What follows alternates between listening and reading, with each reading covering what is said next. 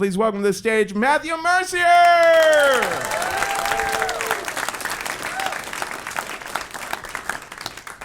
Last night, literally. All right, so I'm holding the keys to Sesame Street. I'm literally holding them up, a set of keys, and showing them to my date, who's sitting across the table from me, this beautiful Irish girl with charcoal black hair, milky white complexion. But she's drenched in sweat. She's unsmiling, and she's uncomfortable. She's shifting in her seat. She's looking at her watch. But the minute I mention Sesame Street, her eyes pop. She gets this mischievous or distrustful grin on her face. She's like, what are you talking about? I was like, I've got the keys to Sesame Street. Right? You want to go to Sesame Street? And I'm not kidding. I'm not lying. I've got the keys to Sesame Street. My childhood dream that summer, for just a brief moment, is one step closer. My childhood dream is to be Jim Henson. So this childhood started on the ground floor of a tenement building here in the city. And on the ground floor, we didn't get any television reception whatsoever, which was perfectly fine with my parents. They were both very strict and both ex-clergy. Dad was a priest, mom was a nun. That's a whole nother story, which I won't get into right now. So it was perfectly fine for their good little Catholic boy to not watch television because it was all sex and violence as far as they were concerned. However, like a lot of parents from that time period, they quickly got wind of a new television show. It was on air and it was supposedly educational and all the best children were watching it. So they went out to get a magical black box. They placed it on top of the television, and all of a sudden we had PBS, clear, sharp, clear. And I learned, like so many others, to say my ABCs and count to 20 and to treat people kindly and with tolerance. And I was inducted into the world of Big Bird, Oscar the Grouch, and Kermit the Frog. Kermit, I loved frogs anyway, and now there was a talking one who was sophisticated. He seemed like a leader. I just loved him. I loved him. I loved how he got angry and he scrunched up his face really tightly. And I tried doing that at the dinner table when I didn't want to eat my vegetables, right? And I just became obsessed. Even after we moved out to the country, I'd go out in the creek and collect bullfrogs and bring them back. And my mother would scream and throw them out. And she's like, and I was like, Mom, that's Kermit. You can't do that. And she's like, honey, Kermit's not real. He's a puppet. I said, you're wrong. He's a Muppet. So thus became a lifelong obsession. I grew up and so did Kermit. But one of the most distinctive moments I remember from the early Muppet shows, I think it might have been during the pilot. At the end of the show, the camera pulls back and breaks the fourth wall, and you see all the puppeteers underneath their creations, right? That's when I introduced to Henson and Frank Oz, right? All of the people are underneath and they're got their arms up, and I thought, wow, how do I become a part of that? That's incredible. I think I want to be a puppeteer. And then years later, flash forward to college, I'm studying film and television, looking to be a writer. And I'm down the television department, and on the bulletin board is a flyer with Kermit's disembodied head. And it says, internships at Jim Henson Studios in New York. And I was like, oh my God, this is destiny calling. All these old childhood desires come rolling up inside of me and gave me this confidence in this brio I didn't know I have. So in the interview, I said, I'm your man. Kermit, I love frogs. I'm born to this. I mean, I'm ready to break out into an a cappella version of the Rainbow Connection. Like, that's how bad this is. And all this confidence that I didn't know I had gets me the job. So I get the internship, but now I have to figure out how to live in New York as a college student. And the only way I'm able to do that is if I crash with my godmother in the Bronx, way up in the northern Bronx, like way up top. So very lonely and isolated. I didn't imagine I was going to go on too many dates that summer. But there happened to be in the neighborhood this Irish girl who was literally has just come over from Ireland, and she was staying with her godmother. And we met through my godmother's family or something like that. And so we met and we kind of bonded over our mutual tortured Catholic childhoods. I think she was kind of turned on by the fact that I was a love child of ex-clergy.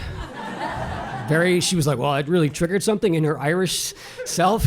And we tried to get together. You know, the culture was telling us, you have to lose your virginity. I mean, I was a virgin at that point. I'm pretty sure she was. But we weren't talking about this because we were repressed Catholics. And so we're trying to get this unspoken thing. We're trying to break our shackles together. But when you get two repressed Catholics together trying to do this, it's like two negative ions like bouncing against each other. Like one has to corrupt the other. And neither of us were doing that. And my Catholic childhood had made me very young emotionally, and that carries over into your adulthood more than you want to hope. So I thought, all right, we'll get together at some point. We'll figure this out. So in the meantime, my childhood dream is overworking me, as I'm now an unpaid intern at Jim Henson Studios. I'm commuting into the city 5 days a week, but it was pretty magical to begin with.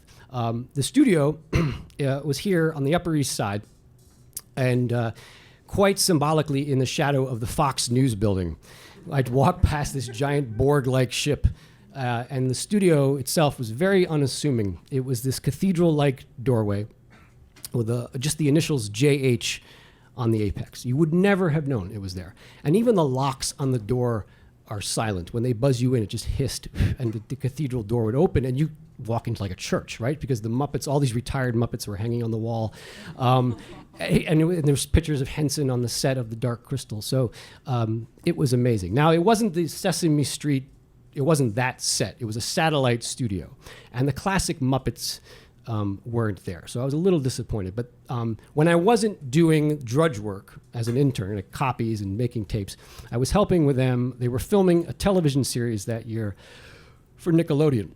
They were doing the Dr. Seuss characters. So it was all the Dr. Seuss Muppets. It was like Cat in the Hat, Yertle the Turtle, Horton, all of that. And so I got to be on set a number of times. And the first thing that I noticed when I watched these puppeteers at work is if you're a professional puppeteer, man or woman, you have to be ripped. You have to be incredibly strong because your arms are up in the air like 5 hours a day. And it's no joke. And you're drenched in sweat and their voices are getting hoarse because they're doing all these crazy things, right? And so I said, I don't think I can do that. I mean, you idealize it from a distance and all of a sudden you see it and you're like, wow, that's crazy. And then, this profession that I had romanticized, and if you've been on a set, you know, or a film set or television set, you know it's incredibly boring at times. There's lots of downtime. And so I'm watching this profession that I've romanticized. The magic is slowly starting to seep out, and it's replaced by this mundane, quotidian, maybe a little bit drudgery, which I think is at the root of all creative enterprises, although I didn't know that at the time. So, but it never got less, it was always fun, but it also never got less than surreal to watch these men and women perform this create this whole childlike atmosphere and then deal with their very adult lives. Like one poor guy, I think he literally got served divorce papers in the middle of the shoot. And he comes into work and he has to put up this Seussian creature with orange hair, like, howdy ho, folks, let's get together, right? And then when he's on break, he's chain smoking. He's like, my fucking ex-wife, I can't stand it, alimony, that fucking bitch. And then he's back up there like, let's work it out, everything's fine, right? When it's not what he should have been saying. He's like, it's all bullshit. Like, that's what he should have been saying, but he had to be a professional.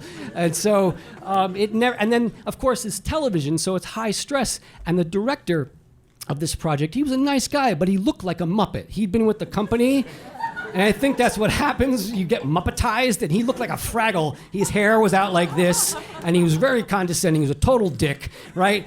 Absolute dick. I mean, he was stressed out. He's a nice guy, but he was a dick. And then they just, one of the crew members came along and said, this guy thinks he's making Sophie's Choice, man. It's no big deal, right? So it's just a kid's show. Give it a break. So all this adult stuff is seeping in. And it's starting to, again, the magic is starting to dissipate. And I said, maybe I don't want to be a puppeteer. Maybe I don't want to work in television. And that kind of depressed me. But I said, I'm not getting out of this summer without seeing Kermit the fucking Frog. Or I'm not getting out of here without a date with the Irish girl. And all of a sudden, in the dog days of August, both things happened at the same time. I arranged to meet this girl at a restaurant in Midtown. And then Mark, my boss, he comes in and he says, all right, tomorrow there's a big day. All the big guns are going to be here. All the Muppets are coming in, all the puppeteers, we got to get this place spick and span. I was like, tonight? He's like, yep, tonight. I was like, Christ. So all of us are running around and everyone's excited and we're cleaning the place. And I said, Mark, I got a date. I got to go. He's like, oh, don't let me stop you, stud. Go ahead. So I ran out to this date. And it's it's New York in August. The subways are broken. Right? You know what that means. So I have to walk to the date, and by the time I get there, my armpits are fountains. I am just drenched, and I am late to the date. I sit down, and they have seated us next to the fish tank, which is bubbling. It's got algae. It smells like a riverbed, and it's just awful. And it's right away, as soon as she and I begin talking, it's clear we have nothing in common except our tortured Catholic childhoods, which is not a basis for anything. And I'm trying really hard to try, how am I going to connect with this girl? And then I pat my pockets, and I realize that in my rush to get to this date, I've got the studio keys in my pocket. And when things get desperate, I get dorky. It's just the way and so I said, I pull out the keys, I'm like, do you know how to get to Sesame Street, Mona? And she looks, she's like, what the fuck are you talking about? And I said, I've got the keys to the studio. I have to go back. We should go to this. And she's like, are you fucking kidding me? I'm like, I'm not fucking kidding. Let's go to the studio right now. Thank God we have an adventure now. And so we get up, we leave that restaurant. The sun has gone down now, so everything's cool and calm, and we're talking about our Muppets. We're talking about our favorite Muppet episodes, right? We're not talking about each other. We're just talking about some pop culture thing, but it's fine. And she's totally enamored with the secret doorway, and we get in there, and now all the Muppets, like, it's completely dark. Like, there's no one there, I think. And walk in, all the Muppets on the wall now look like taxidermy. Their mouths are open and they got googly eyes and they're staring down at us like, what are you doing here, Matt? And but it's that we walk into the studio, and they told me that the Muppets were going to be coming that night, and so we flick on the lights, and there they all are: Cookie Monster, Big Bird, Miss Piggy, Gonzo. They're all there. We are beside ourselves. We're like kids in a candy store. We're rolling around, and they're all on these giant rods, and so it's perfect for taking pictures. So we're snapping pictures left and right, and then she turns to me. She's like, Matt, where's Kermit? I look around. I said, oh, yeah. No, Matt, where's Kermit? She says it again, like she's really pissed, because if your date tells you that he's taking you to Jim Henson Studios, you don't do that and then not produce the frog. So I'm like, fuck, I'm starting to do things now that interns really I open closets, I open drawers, I'm looking. Finally, I unwrap this muslin tarp that was like on the floor, and he's like wrapped like a sacred object, which I suppose he is. And so there he is. I pull him up on his rod, and I think she's going to cry. She's like, oh my God, I'm in love. And I thought, that's a little strong, but all right. So I put him up, and she's like, take my picture. And so she goes and she puts her arm around him, and she starts stroking his little velvet head, like right between his eyeballs. And then she purses her lips and kisses him on the corner of his amphibious mouth. And I'm framing the picture, and I'm just thinking, like, that should be me. Kermit has stolen my fucking date. And I'm like, it's just a sock with fucking ping pong ball eyes. You think it's easy being green. It's not easy being me, man. I'm like, but I stuff it all down. I take the picture, and that's when I hear the studio door open behind us. And she flips out, and she hits Kermit, and he goes down. And I'm like, oh no! And so I grab Kermit, I bring him back up, we turn around, and there's Mark, my boss. And he's like, hey, Matt. How you doing? Is this your date? I'm like, yeah. I just, and she's looking at the ground like we've been caught in Catholic school masturbating. Like, it's two repressed Catholics. Like, oh my God, we've been caught. And he's like, oh, I was like, yeah, the keys. Blah blah. I forgot that I had to bring them back. He's like, well, yeah, I'm glad you brought them back. That's good. Thank you. Where's Kermit's eyes? And I look, and Kermit is without eyes. And I'm like, look, I don't know. And he's like, it's all right. He's got a big day tomorrow. You should probably put him back and get out of here. I was like, all right, sure, yeah, fine. Do you want a picture with the eyeless Kermit? I was like, no, it's fine. I totally regret that to this day. I should have gotten a picture with the eyeless Kermit once in a lifetime. But so we left the studio. She and I, it was a long ride back to the Bronx. And we laughed about it a little bit, but we should have laughed more. I don't know why, but that's what happens with tortured Catholics. Like, you don't laugh when you sin. You're like, I'm going to hell. So we said goodbye, and I never saw her again. And next day, I go back to the studio with this giant pit in my stomach. But I can't afford to be a Debbie Downer because it's a huge day now, because all the bigwigs, like Kevin Clash, who does Elmo, Frank Oz, who did Grover, Brian Henson, are all there, and they're all shooting this PSA. I forget what it was, but it's fantastic. Everyone's laughing. Nobody's stressed out. Everyone's having a good time doing weird things with all these iconic creatures, and it's absolutely phantasmagorical. But he's looking at me. My boss is looking at me, and like with his smirk on his face, like, I know what you did. I'm like, oh my God, what did he tell? I'm not going to get college credit or something. Really. And at lunch, I sit down, and he sits down across from me, very purposefully. He like sits down, and he's got these googly eyes, and he's got this big smile on his face. I'm like, oh God. And then he reaches in his pocket, and he takes out the eyeballs. And he slides them across the table like 2 poker chips. And he's like, go ahead, souvenir. I was like, up, please. I'm sorry. He's like, hey, man, come on. You're not the first, you're not the last. This place does something to people. It's magical. It's whatever. I'm like, really? He's like, really? But, it's like, to be honest, before I came in on you two, I kind of spied on you. And I watched you. I was like, really? I was like, that's fucking creepy. What? He's like, yeah, man. It's like, I don't often see someone get cock blocked by Kermit the Frog.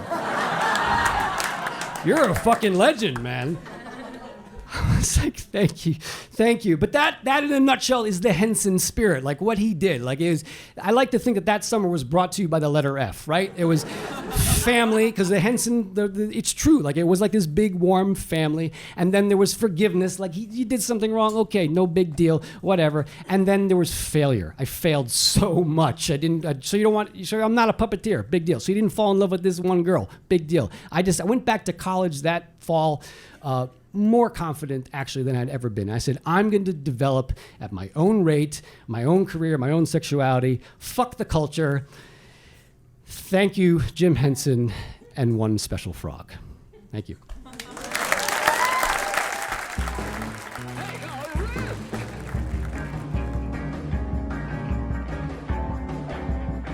Take a risk.